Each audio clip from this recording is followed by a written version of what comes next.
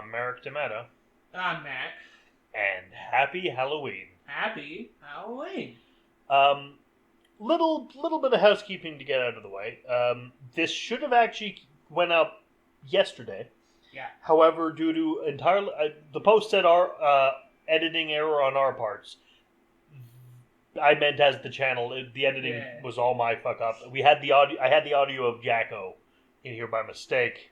So anyway, we'll be back on track for the rest of the rest of the month's episodes. But anyway, the first Mindbreakers Halloween episode of the year, Hellraiser. Yeah.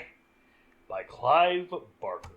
We were talking about this one for a while, I think, at some point. So Hellraiser, 1987, rated R. No shit. No duh. 6.9 out of 10. That is an insultingly low score for this film. Agreed. A woman discovers a newly resurrected, partially formed, body of her brother-in-law and lover. She starts killing for him to revitalize his body and escape the demonic beings that are pursuing him after he escaped their underworld. Yep, that's Hellraiser. Written and directed by Clive Barker. Yeah. Fun fact. Do you know why it's directed by... the written by Clive Barker is obvious. Yeah. It's based on a novella called The Hellbound Heart. Of course. Which I highly recommend. Yeah, I still gotta read it at some point. But why he directed it? I mean, I can only assume... You've seen one of the reasons. Okay. Oh, before this, there were two movies based on Clive Barker stories. Okay. I can't remember the name of one of them, but the other one was Rawhead Rex. So I'm assuming he took the reins because of that. He watched it and was like, what the fuck did you do to my... Actually, no, he's British. What the fuck did you do to my film? Yeah. What the fuck did you do to my story? Understandable. It's that Thanos, like, if you want something done right, put the Infinity Gauntlet on. Especially if it's a movie like this, I wouldn't want them fucking it up.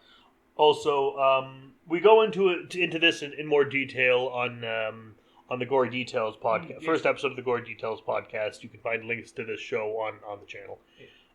We talk about this movie much more in depth than we're gonna go here and like analyzing shit. Yeah, Mindbreakers is just us talking about it. On the Gory, apparently, you know why they decided because this was the year after Hellbound Heart came out. Okay, it was very quick. Right away. You know why Clive Barker chose to do Hellbound Heart out of all of his stuff? Because this Hellbound Heart was fairly recent. It wasn't his. It wouldn't have been his best known story if it wasn't for this movie. Sure. I can't imagine why. It's because the studio, they wanted a movie, a story to adapt that would have a haunted house and monsters.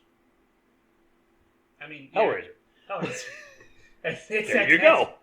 He's like perfect. You're not gonna believe this. And I've read Hellbound Heart. It's very, very good. But hey, without further ado, let's watch this shit. Yeah, let's do Hellraiser. We're already a day late and $1 short as it is. So.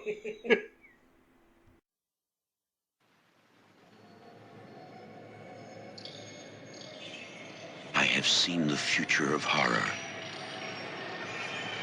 His name is Clive Barker.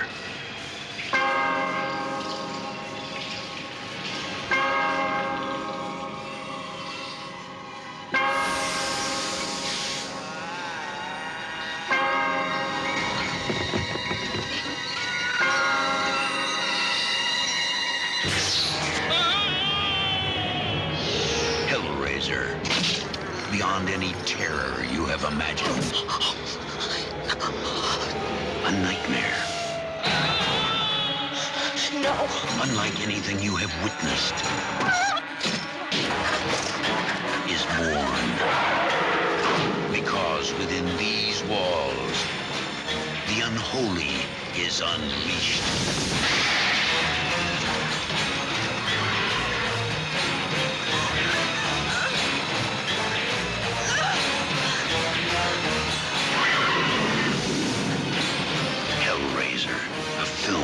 Clive Barker. We'll tear your soul apart.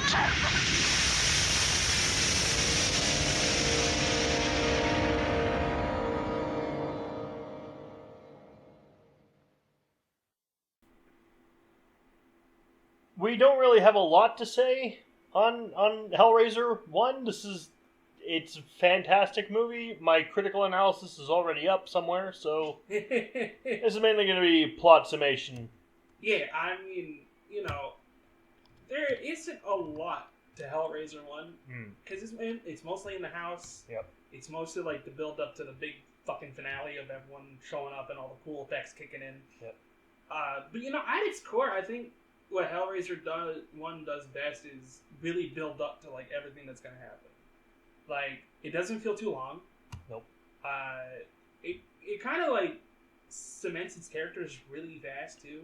Like the first character we meet is Frank Cotton. Yeah. Who he's in an undescript Dark Oriental town, like Asian, vaguely Asian town. Yeah. Might even be Egypt. Who knows? Probably. Yeah, we don't know.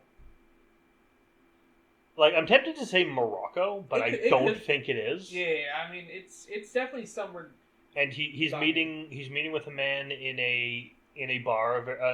Don't say anyone's faces. Yeah. Like, this is the same kind of bar where you'd expect like Indiana Jones to confront Belloc in Raiders of the Lost Ark. You're gonna say Indiana Jones. Yeah. And he's looking for that particular item. And we get the big line, "What's your pleasure, sir?" It's like, the box. It's like, take it. It's yours. He even tries to give money, if I remember. And then he takes the box and he leaves. And then the man who gave him the box is like, always. And then he's in an attic.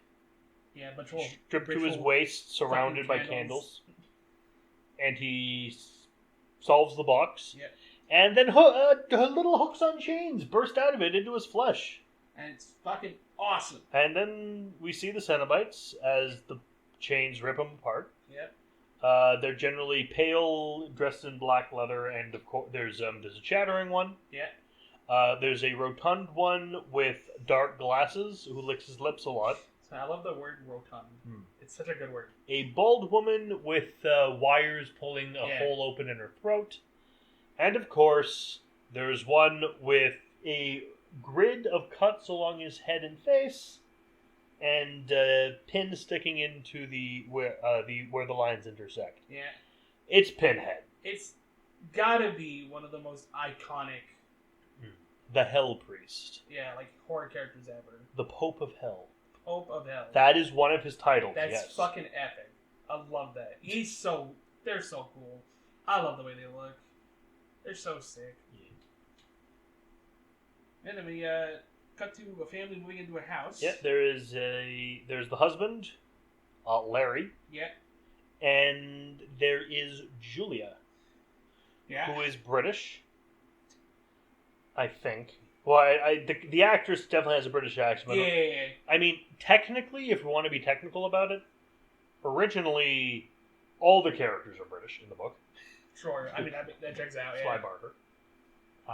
But they're moving in, just these two, and they're like, "Oh, I haven't seen Frank for a while. This is his house, but we're going to see if we can take it." Yeah, like some family dispute was happening with their mother, and he decided to get the house anyway because fix her up kind of thing, have a place to live. Because this is the house he grew up. It was his mom's house. So I get it. They find Julia looks around, finds a lot of lewd statuary, maggoty food. Fucking what do you want to call it?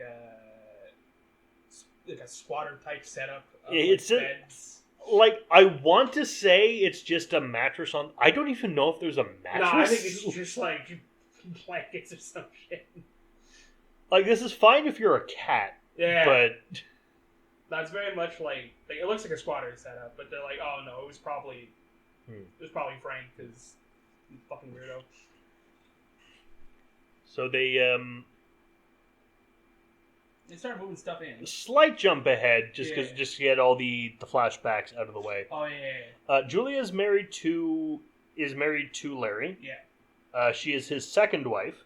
Yes. We also have a scene showing that she did meet Uncle Frank, before. Yeah. And they ended up sleeping together. once or multiple times. It's unclear. Yeah, because we only see what's really like probably the one time in a flashback, but it's heavily implied more than once. But and we learn that he's unsatisfied with what he has currently so far experienced of sex. Mm. So they're Frank's a guy. so the next day they're moving in, Yeah. or later on that day they're moving in. Some movers are moving stuff in. They're trying to get a mattress upstairs. Larry is very much just kind of in the way. Yeah, he's also trying to call his daughter. Yep. Kirsty. Yeah, Kirsty, who he just wants to come visit, see the place, do all the daughter bonding shit.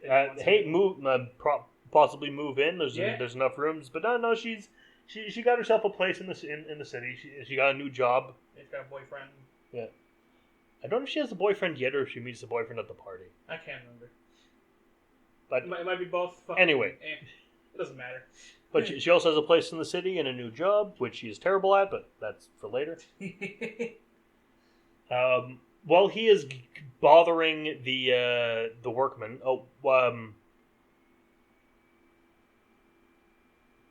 Kirsty does come over. Yeah, she does come in when they're moving over. One of the workmen ogles her. It's like, your daughter definitely takes after her mother in her appearance, both very attractive. It's like, that's your stepmother actually. Yeah, her mother's dead. Oh. And get a good scene too of the other guy laughing. Yeah. Because he's like, you fucking idiot. And then as he is continuing to not be even a little helpful and not letting the workmen do the job he has literally paid them to fucking do so he wouldn't have to do this. And he gets, what is it, like a nail? Yeah, a nail digs, like, big fucking cut along his hand and arm. It sucks. Like, and he immediately goes to his wife to fix it. It's like, I go boo boo, and it's like fucking pissing ass blood. Importantly. Yeah. Drips blood onto the floor in the attic. Yeah, because she was there, like, going above, trying to... I mean, that's when we kind of learned what happened, because she found a picture of Frank, and she fucking... And another woman. Ogles it, and she gets mad. But he spurts blood all over the floor, so she wraps it up and tells him you gotta get to a hospital to fucking fix this shit. And while they're gone, because they presumably go to the hospital, yeah. Because next we see them, he's generally fine, and they're at a dinner party. Yeah. And we see some gorgeous practical effects as a partially muscled skeleton emerges and begins to form out of the blood on the floor. It's not really explained in the movie because it doesn't really fucking have to. Yeah. But in the book, it's because the sequels bear this out too. Yeah. Because it is family blood, being specifically blood of the same bloodline, being dripped on the place where he had a blood sign from when he died. That's what allowed him to make the anchor to come back. So, yeah, words I don't think can do this scene justice. No, just look it up. Watch Hellraiser. It's so magical, like how well it's done. Like holy, it might be one of the best effects I've ever seen. It's up there. It is so up there. good. Like the only better practical effects that come to mind,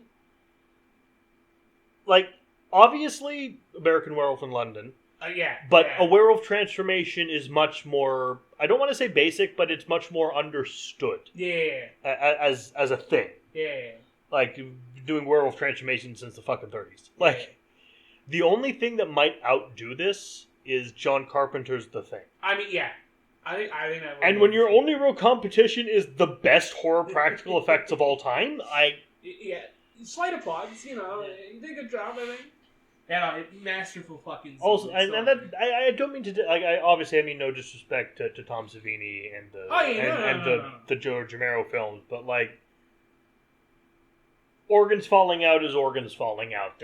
Whatever, it's cool, but it's not as creative. Yeah, this one you got skinless, tiny muscle man, fucking emerging from the floor. Come on, that shit is epic.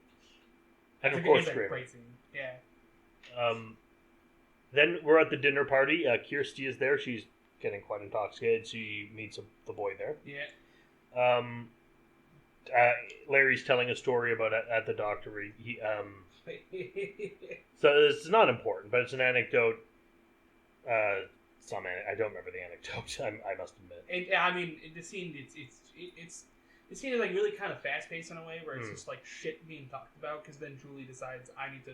Well, because it starts in media, and it's meant to make because at the beginning of the movie, Julia is the protagonist. Yeah.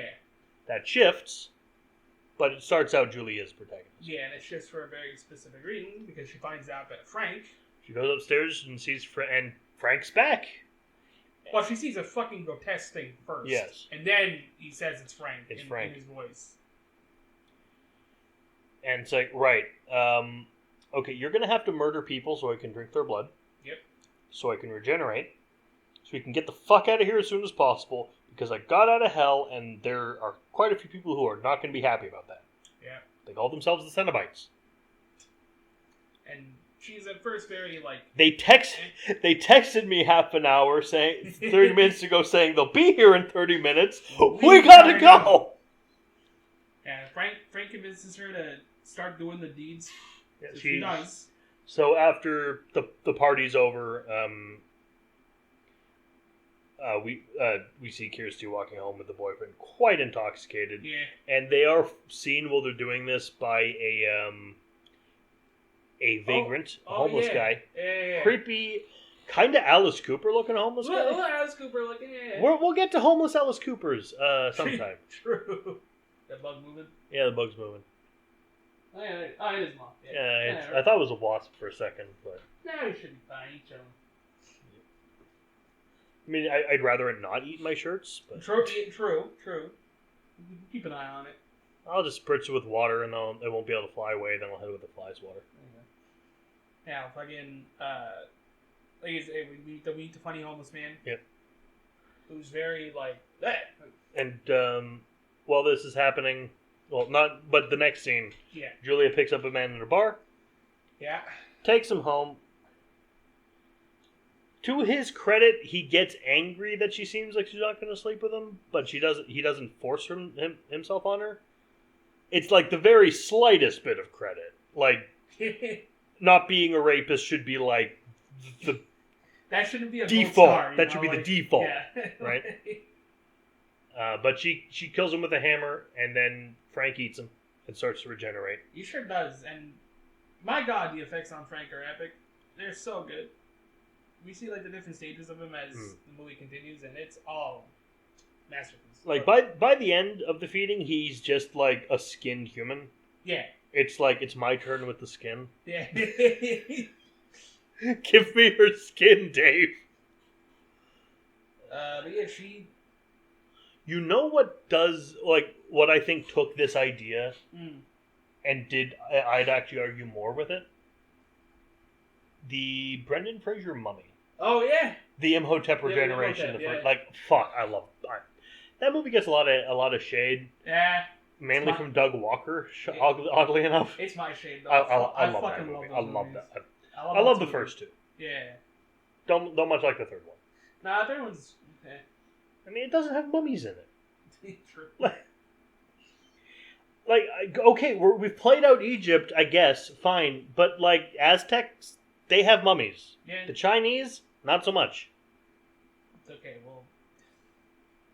Sorry, every time I think about that time, the fucking... DC tried to do the fucking cinematic universe again. God, the Universal Dark Universe, yeah. With fucking The Mummy or whatever they did the first one. Oh my god. Technically, the first one was Dracula Untold. Yeah. But, man, that shit makes me laugh every time. No, Mummy was pretty shit. It wasn't good. The game was good. Mummy despecialized? Yeah. It was fun. Now, fucking, Julie keeps fucking killing people. Yeah, picks up more guys, hits them with hammers. But at some point, Kirsty kind of starts... briefly, we do have a not important but interesting scene where we see at her job, she's working in a pet shop. Oh, yeah. She's been left there alone. She is terrible at it. But in her defense, this is like sensory overload the room. Yeah. Because it's full of birds screaming and people screaming at that point too. Like fucking. Just leaves the line, and she sees a guy, the same vagrant from before, reach into he's reaching into a like a enclosure full of like crickets, presumably to feed like a lizard or something, feed lizards and shit, and he just picks up a handful of these bugs and eats them. What do you do? I turned back. Oh yeah, dude, sure.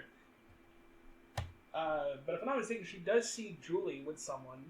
Julia, with someone who's not her dad. Yeah. He gets a little suspicious. And so she follows. Yeah. And she sees... Well, she doesn't see the kill happen. No, she sees him go into the house. She's like, what the fuck? And she follows. Yeah. And she sees him come out of the room... mostly half drained, begging for help. Is like, what the actual fuck? And she goes to investigate, and it's Frank, mostly regenerated. He doesn't have skin. That's the only thing he's missing. Is he wearing his funny suit by this point? He's wearing his gray suit with a white shirt. Yeah, and smoking. We get the classic, don't you recognize me? It's Uncle Frank. It's Uncle Frank. And the amount of because she initially wasn't exactly afraid of Skinless Man. No. She was disgusted, because it's a skinless man.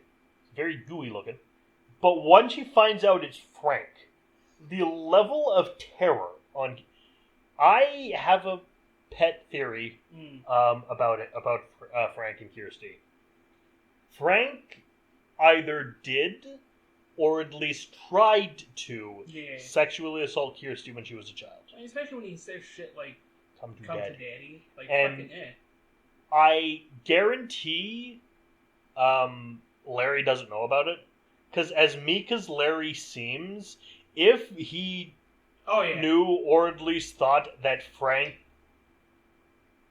assaulted his daughter, I'm hoping he would have killed him. I mean, Larry is... At least tried to. Larry is really much the common man in this movie. There's nothing wrong with him. He's just a guy trying to live. Slightly not unimportant scene, but we do see Julia get more comfortable with violence. Yeah. She's watching boxing and enjoying it. I think like by the third kill, like she's just kind of because like he's watching the boxing, he's like, oh, do you want to? She's like, no, it's fine.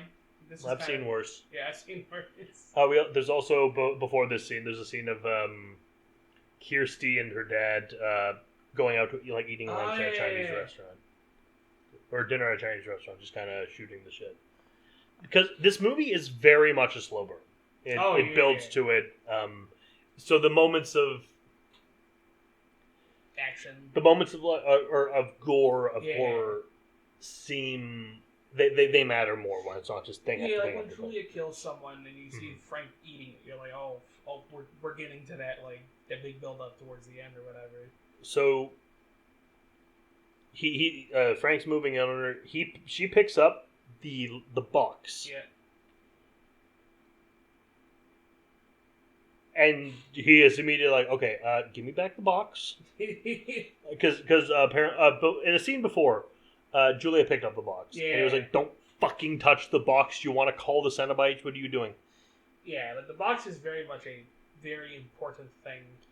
But she just picks it up as like heavy thing to hit Frank with. Yeah, but then Frank wants it, so now... So she's like, you want the box? Yeah, all right. And she throws it out the window, and he screams no. She bolts, picks up the box, and then gets hit by a car. Does she get hit by... No, she just falls... She faints. Fucking passes out. She passes out, and some nuns don't approve. I forgot the nuns. Never forgot the nuns. So she wakes up in hospital. Yeah, as you do. And they're like, hey, you were clutching onto this box pretty tightly.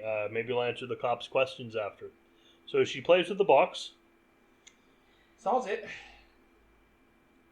Apparently, those who don't really care about the box solve and open the box really fucking fast. Yeah. But those who are setting out to solve the box can take years. Yeah. Anyway, she opens the box, and as she opens the box, a few things happen. The TV showing a flower constantly opening shorts out. Blood goes from her into her IV bag, or something along those lines. The walls start to ooze green slime. No, they always do that, but they open. Yeah. And I love that the cobwebs kind of stretch out like it's organic. It's like so cool. I love. Yeah, this is my favorite scene in the movie. What's about to happen. Yeah. I mean, a lot of the set use in the Hellraiser is really good. And she goes in exploring this corridor. It's a never-ending hallway, so she has stumbled into Final Fantasy 13. Happens. Eh. But she does find something. Yeah, or something finds her. Yeah. We meet my favorite creature in this movie, the Engineer. Yeah, he's so fucking He's looking. this big... Like, he has two sets of arms, one long pair up near his stinger, Right. which he uses to, like, crawl along the walls. And then a kind of smaller bitey head and a pair of... And he chases... grabby arms. Little grab... I actually, because I watched this first on VHS. Yeah.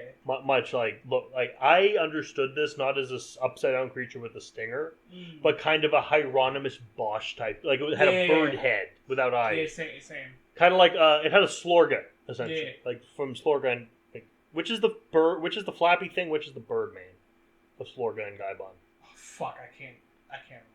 Because it seemed like that Castlevania monster, and then going into this other one. Yeah, like, I know which one you're talking about, but like I can't fucking remember which one is which. But, fucking beautiful effects on this monster. It's so. I love the Engineer is fantastic. Even the way it moves is fucking magical. People complain that they can see the wheels. I can't.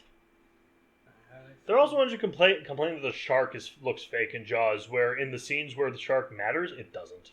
Yeah, like, it's one of those things, like, if you, like, fucking freeze and look at it, you probably see it. In the moment, you're not fucking looking for wheels, you're looking at the thing fucking drawn on the wall, like, it's epic. No, I'm still impressed by the effects in Wizard of Oz. Yeah. Goddamn. I remember the apple tree scene used to scare me as a kid. Smack the apple out of her hand. And there's another scene in Wizard of Oz that scared me, but I think it's more valid. The screaming heads in Return to Oz.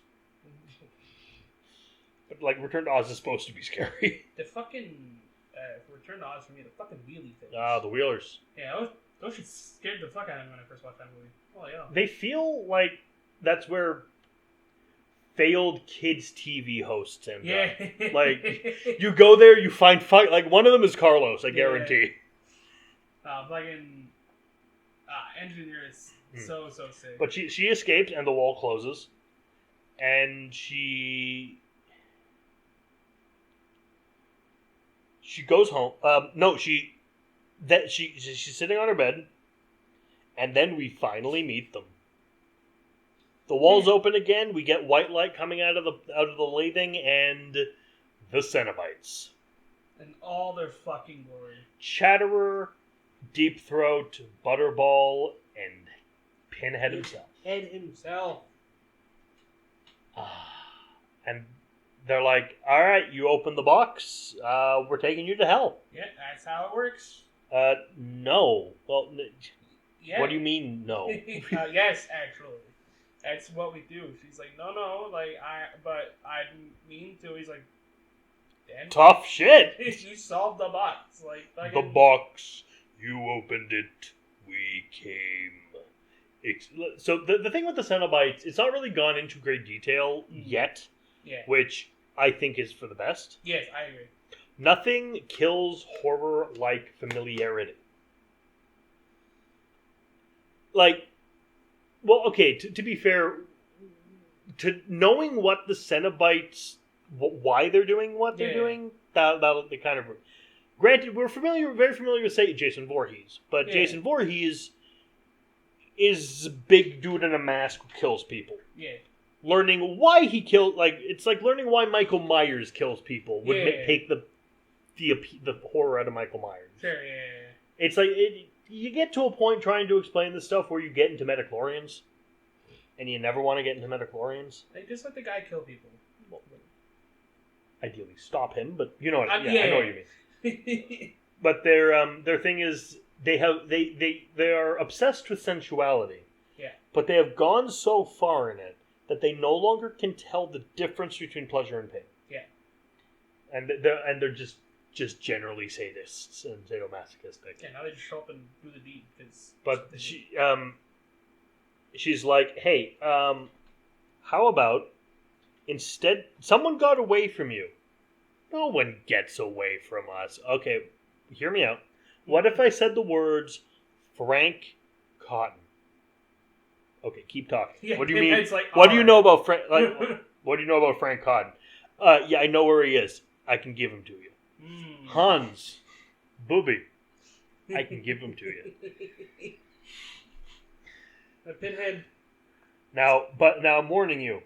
If you're lying to me, someone's gonna get hurt real bad.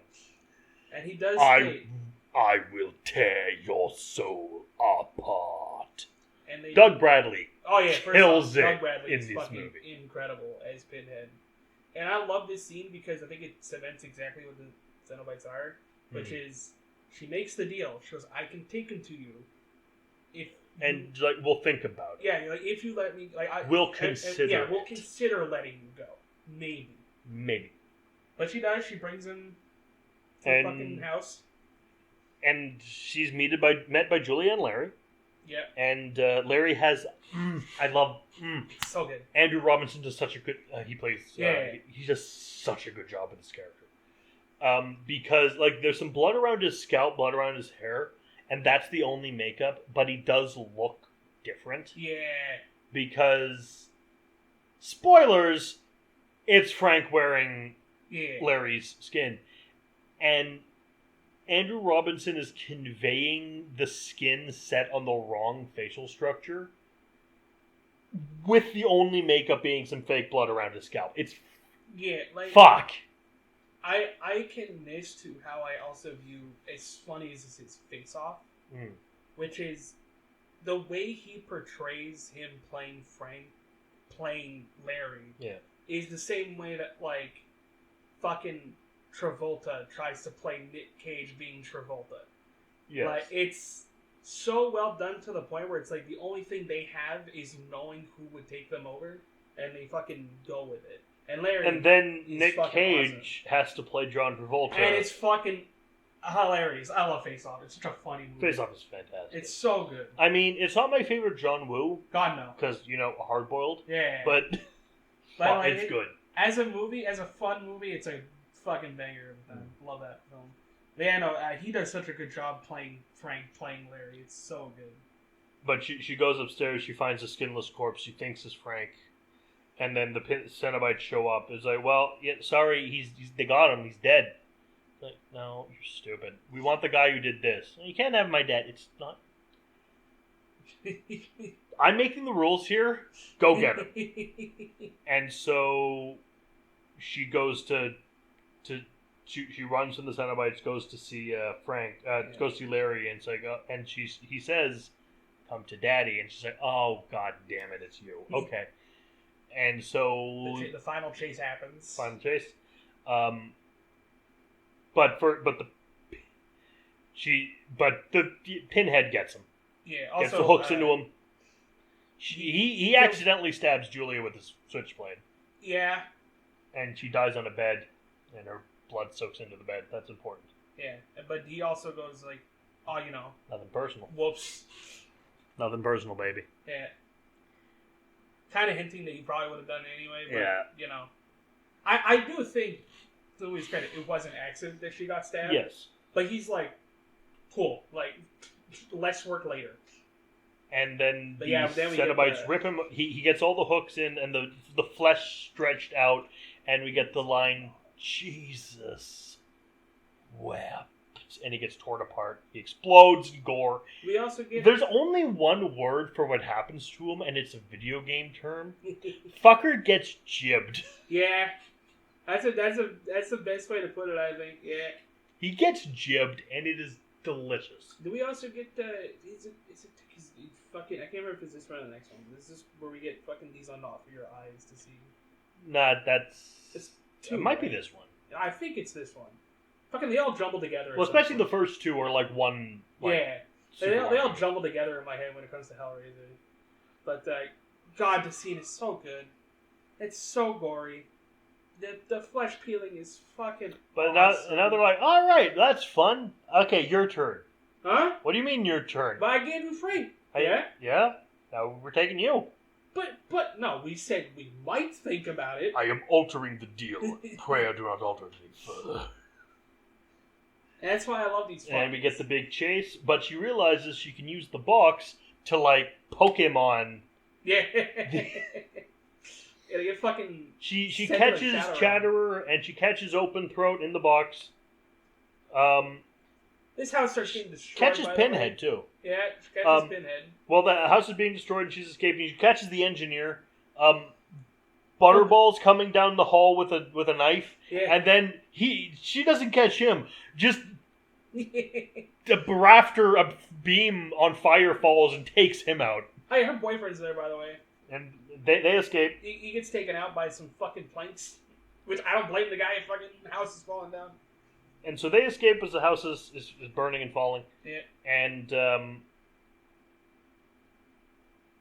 they drop the puzzle box into a big fucking fire. Yep. And like, oh, finally, you can be done with. And after the fire just dissipates and there's just one chair left, the same vagrant comes by, picks up the box, and then turns into a fucking Dracolich with horns coming out of his eyes, roars and becomes fire, and then the film fades into the beginning again with either Frank or some other guy. Oh yeah. And the line, "What's your pleasure, sir?" And that's Hellraiser. It's so good. It's fucking Hellraiser. What do you want from us? I think this movie is a classic in the genre for a very good reason. Outside of the effects being fucking incredible, which they are, like this movie, like you mentioned it before, it's a very slow burn to get to like the big stuff. Yeah. But it doesn't feel like 2 hours. Like it feels just the right amount of time to get to the point. I mean, this movie's under 2 hours, but like I mean, like the slow burn itself doesn't feel longer than the movie is. Like it's so one of those good. things. Like another really good slow burn is, in my opinion, Halloween. Yeah, exactly. It's important to you get the murder of the Myers family and then the escape. Yeah. And then you really don't notice until you actually step away. Well, you don't notice when you're watching it that in the original Halloween, nothing happens for an hour. You don't realize this. No. But it works. Yeah, because they use the mystery of Myers to and the setting up the characters, because that's it. A lot of movies forget to do that, like slash films especially. Yeah. This isn't a slash film, but it gets roped into the plot, and we'll get into that. But you need to care about, or at least know about the characters for their deaths to mean a goddamn thing. Yeah, I think like someone like Larry works because we see him be a dad. Like he wants to make this family work. He cares for his daughter. He cares for his second wife. And to Julia's credit, for the quote unquote wicked stepmother in the movie, she's not an affair partner, at least not Larry's. We don't know how. Like for all we know, Kirsty is the unreasonable. With her dad having a new wife, Yeah, and that's played too, right? Because he's done just try to get along with her. Like it's been a while now. Like gotta. And even she's like, okay, you know what? I'll try to give a damn. Like she does seem young a lot. She does seem younger than Larry as well. Yeah, and it's a whole thing. This movie does really well of establishing its characters, its three main characters, but also not over explaining them, exactly, which is important. Like Julia is very simple. Yeah, she had an affair, and then that affair driven her emotions to doing whatever. That's explained in 5 minutes. That's all you need. This film also often gets roped in as a slasher, much like Phantasm. Yeah. But just like Phantasm, it's not even a little bit a slasher. But we don't really have another term for a horror series which is driven by a returning villain character. Yeah. Like the Tall Man. Because that's what that is what Phantasm is about, is the Tall Man. What this series became about is Pinhead. Yeah. But yeah, because Pinhead wasn't like the staple in this movie. He was just the one that spoke. there's more pins than staples. The other Xenobites are just as relevant as him until, like you said, until later down the line when Pinhead became. Well, it can't be named the Face, much to the detriment of the series, in my opinion. But that's We'll get there when we get there. But to be fair, this movie always, because when I got my VHSs, it was the first box set of the first two. I have always considered this to be more half of a movie. Yeah, I agree. With part two, Hellbound being part two. Yeah, like the and we'll get to that next week. Yeah, but that's fucking Hellraiser, man. I find actually that's more the case with this than people often say that for Halloween and Halloween 2. Yeah, like Halloween has a perfect ending. Halloween does not end like you could have more. Yeah, this ends like more could happen. I agree. Like I think them ending it like this, knowing they were probably gonna make a second one because it's the 80s. Well, that it came out. It was a style at the time. Like they were already probably filming it at that point. I think this gets the perfect. No, they weren't. No, everyone was surprised. Oh, really? It comes out like a year after. Yeah. Damn, that's crazy. They were shocked. Like, fuck yeah. Hell yeah. It was a gamble. It was very much a gamble that very much paid off. Alright, good. I love that shit. But yeah, I've been Marek Tomato. I've been Matt. Watch Hellraiser. And welcome to Mindbreakers Halloween 2025. Yeah. Watch it. Good.